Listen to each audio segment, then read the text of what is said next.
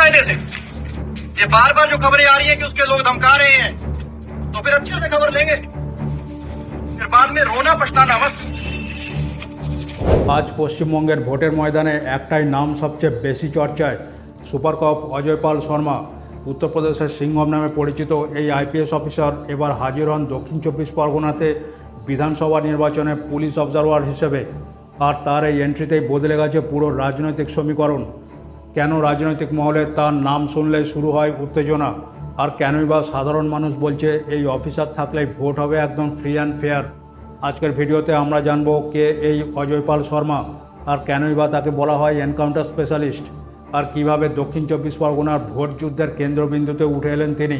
প্রথম জীবনে একজন ডাক্তার হওয়া সত্ত্বেও উত্তরপ্রদেশ ক্যাডারের 2011 সালের ব্যাচের আইপিএস অফিসার অজয় পাল শর্মা একজন এনকাউন্টার স্পেশালিস্ট হিসেবে ব্যাপকভাবে পরিচিত। তার কর্মজীবনে 500টিরও বেশি পুলিশি এনকাউন্টারের রেকর্ড ছিল বলে জানা গেছে। উত্তরপ্রদেশের জৌনপুর, রামপুর এবং শামলির মতো জেলাগুলিতে অসংখ্য অভিযান পরিচালনার কৃতিত্ব তাকেই দেওয়া হয়। 500টি এনকাউন্টারের মধ্যে 136টি ঘটনায় ঘটেছিল জৌনপুরে এসপি থাকাকালীন, তাও প্রায় 22 মাসের মধ্যে। রিপোর্ট অনুযায়ী জানা গেছে যে অন্তত 15 জন অভিযুক্ত ব্যক্তি নিহত হন এবং 190 জনেরও বেশি আহত হয়েছেন। অজয় পাল শর্মা শুধু একজন আইপিএস অফিসার নন, তিনি এক ধরনের ব্র্যান্ড। উত্তরপ্রদেশে বহু বড় বড় অপরাধীর বিরুদ্ধে তার কঠোর অ্যাকশানের জন্য তার নাম হয়ে যায় সিংহম বা সুপার কপ। অপরাধী দেখলেই নাকি কাঁপতো গোটা এলাকা।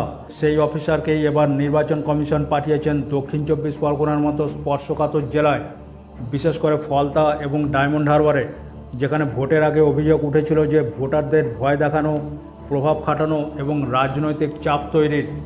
ঠিক সেই সময় অজয় পাল শর্মা পৌঁছে যান বিশাল সিআরপিএফ বাহিনী নিয়ে।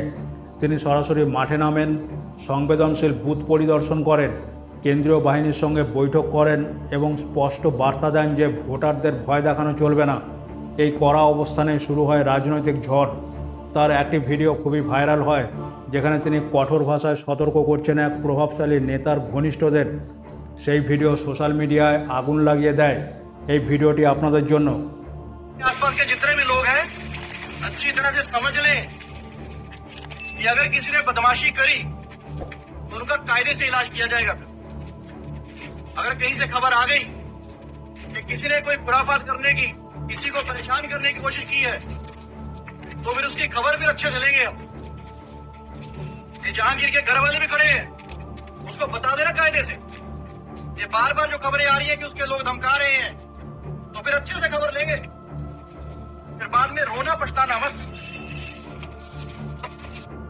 কেউ বলেন এই তো হলো আসল সিংহম, আবার কেউ অভিযোগ তুলেছেন তিনি অতিরিক্ত সক্রিয়, এমনকি তাকে সরানোর দাবিতে সুপ্রিম কোর্টে পর্যন্ত পিআইএল দায়ের হয়। কিন্তু তাতেও থামেননি অজয় পাল শর্মা। তিনি বুথে বুথে ঘুরেছেন, নিজে নজরদারি করেছেন এবং পরিষ্কার বুঝিয়ে দিয়েছেন যে নির্বাচনে আইন সবার জন্য সমান।